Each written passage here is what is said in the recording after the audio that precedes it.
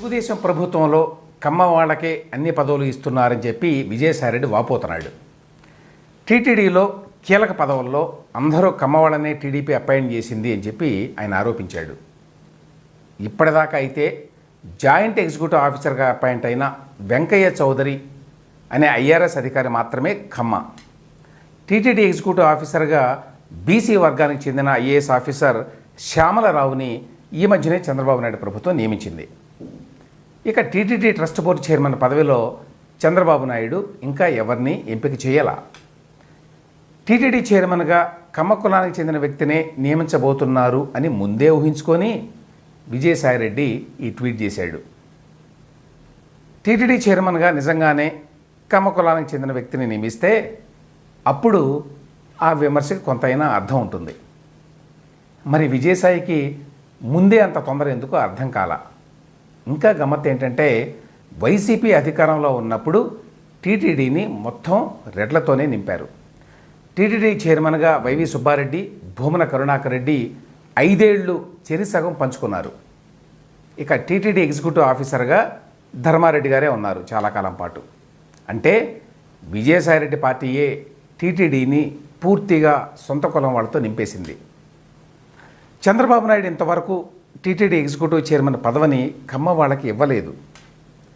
ఒకవేళ ఇప్పుడు ఇస్తే విమర్శించే హక్కు ఇతర పార్టీలకి కులాలకి ఉండవచ్చేమో కానీ విజయసాయిరెడ్డి పార్టీకి ఆయన కులానికి పిసరంత కూడా లేదు.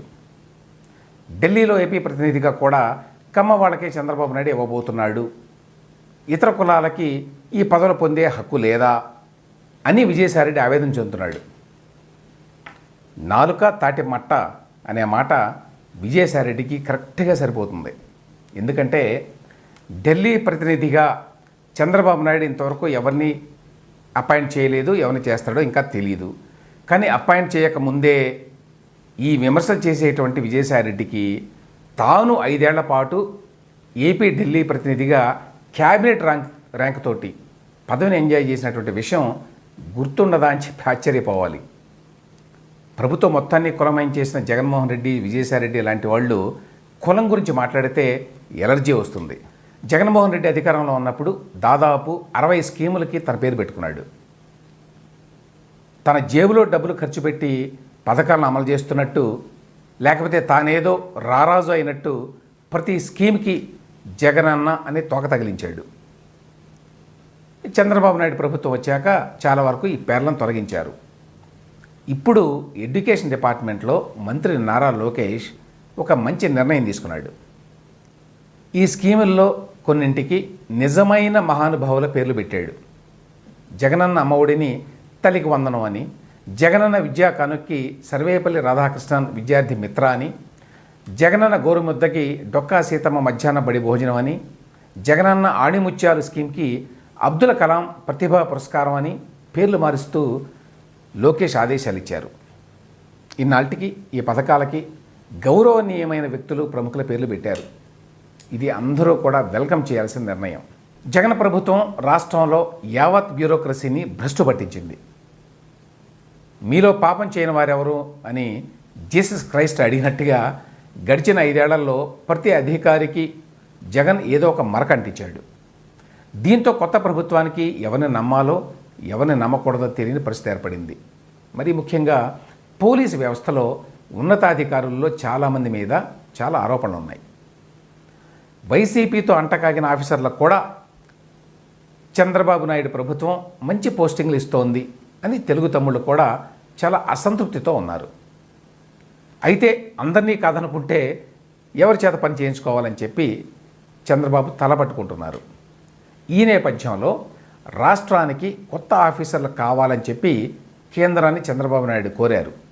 ఆయన కోరికను మన్నించి ఏపీలో ఐపీఎస్ కేడర్ స్ట్రెంగ్త్ని కేంద్రం పెంచింది. ఈ మేరకు తాజాగా కేంద్రం నోటిఫికేషన్ కూడా జారీ చేసింది. ప్రస్తుతం ఏపీలో 144 మంది ఐపీఎస్లు ఉన్నారు. ఇప్పుడు ఐపీఎస్ కేడర్ స్ట్రెంగ్త్ని కేంద్రం 174కి పెంచింది. దీనివల్ల రాష్ట్రానికి కొత్త ఐపీఎస్ అధికారులు వస్తారు. వాళ్లతో చంద్రబాబు నాయుడు మెరుగైన పాలన ఇవ్వగలరేమో చూడాలి. జగన్మోహన్ రెడ్డి తన 5 ఏళ్ల అధికారంలో ఉన్నప్పుడు ఒక్కసారి కూడా రాష్ట్రంలో ప్రెస్ మీట్ అనేది నిర్వహించాల. ఇప్పుడు అధికారంలో లేడు కాబట్టి తనకి అవసరం కాబట్టి తాడేపల్లిలో ఎట్టకేలకి ఒక ప్రెస్ మీట్ పెట్టాడు. ఈ ప్రెస్ మీట్కి చెప్పిన వాళ్లే రావాలి అని చెప్పి ఒక కండిషన్ పెట్టాడు. అందులో సహజంగానే ఈనాడు, ఆంధ్రజ్యోతి, TV5, ABN ఈ వీళ్ళ విలేకరులు ఎవరిని కూడా రావద్దు అని చెప్పారు. ఆ పిలిచిన వాళ్ళు కూడా కెమెరాలు పెట్టడానికి వీల్లేదని చెప్పి ఆంక్షలు కూడా విధించారు. సాక్షి ఇచ్చేటువంటి కెమెరా ఫీడ్నే అందరూ తీసుకోవాలి.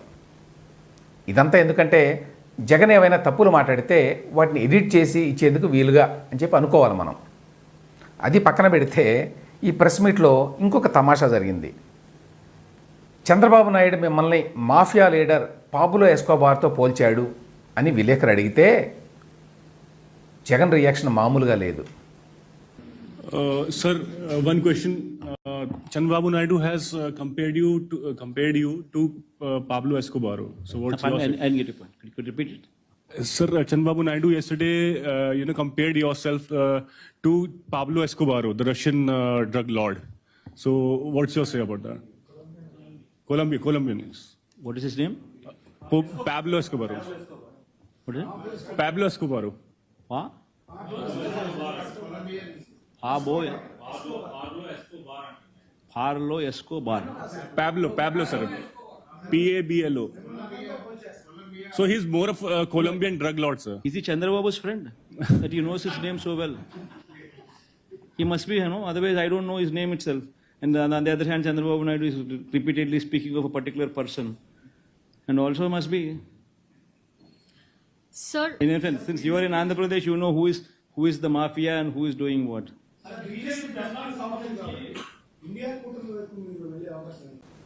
ఆయనలో ఇంత నటుడున్నాడా అని ఆశ్చర్యపోవాలి. జగన్కి పాబ్లో ఎస్కోబార్ అంటే ఎవరో తెలియదంటే నమ్మగలమా? దేశంలోనే second most powerful person Chandrababu Naidu అని సీనియర్ జర్నలిస్టు రాజ్దీప్ సర్దేశాయ్ అన్నాడని చెప్పి టీడీపీ అభిమానులు బాగా ప్రచారం చేస్తున్నారు. అయితే ఆయన చెప్పిన సందర్భాన్ని, ఆయన చెప్పిన మిగతా విషయాల్ని చాలామంది పట్టించుకున్నట్టు లేదు. ఏడాది కిందట బీజేపీ నాయకులను కలవడానికి ఢిల్లీ వస్తే చంద్రబాబు నాయుడికి సరైన స్పందన రాలేదు అక్కడ. ఇవాళ ఆయన మీద ఆధారపడి ప్రభుత్వం ఏర్పడింది కాబట్టి చంద్రబాబుకి ప్రాముఖ్యం పెరిగింది అని చెప్పి రాజ్దీప్ చెప్పాడు ఈ వీడియోలో. ఆ రకంగా ఇవాళ నరేంద్ర మోడీ తర్వాత Chandrababu second most powerful person in the country అని చెప్పి అన్నాడు. గతంలో చంద్రబాబు అంటే మోడీకి ఏమాత్రం ఇష్టం లేదు అని కూడా చెప్పాడు. 2002లో గుజరాత్ అల్లర్ల సందర్భంగా సీఎంగా ఉన్న మోడీ రిజైన్ చేస్తే బాగుంటుంది అని చెప్పి ప్రధాని వాజ్పేయి మీద చంద్రబాబు నాయుడు ఒత్తిడి తీసుకొచ్చాడు. ఆ విషయాన్ని మోడీ ఇప్పటికీ కూడా మనసులో పెట్టుకున్నాడు. ఆ కారణం చేత 2014-19 మధ్యకాలంలో పొత్తున్నప్పటికీ చంద్రబాబుకి మోడీ సహకరించలేదు అనేది రాజ్దీప్ కథనం. ఇప్పుడు తప్పనిసరి పరిస్థితుల్లో చంద్రబాబుకి మోడీ మర్యాద ఇస్తున్నాడు. ఈ విధంగా కనీసం మరో 2 సంవత్సరాల పాటు జాగ్రత్తగా ఉంటాడు, లేకపోతే ప్రభుత్వాన్ని కాపాడుకోవడం కష్టం అని చెప్పి మోడీ కూడా తెలుసు అని చెప్పాడు రాజ్దీప్. చంద్రబాబు మాత్రం తనకు వచ్చిన అవకాశాన్ని ఉపయోగించుకొని ఏపీకి నిధులు తెచ్చుకోవాలని మాత్రమే ప్రయత్నిస్తున్నాడు. కేంద్రంలో అధికారం కావాలనే ఆలోచన ఆయనకి లేదు. అందుకనే కేంద్ర మంత్రివర్గంలో ఏ పదవులు ఇచ్చినా కూడా తీసుకున్నాడు, ఫలానాది కావాలి అని అడగకుండా అని కూడా చెప్పాడు. ఈ నేపథ్యంలో సెకండ్ మోస్ట్ పవర్ఫుల్ పర్సన్ అని చెప్పి అన్నాడు. ప్రస్తుతానికి ఆధారపడి ఉన్నాడు కాబట్టి మోడీ గారు చంద్రబాబు మీద. దాన్ని కొంత అతిశయోక్తిగా చూడాలే కానీ నిజమని భ్రమపడకూడదు.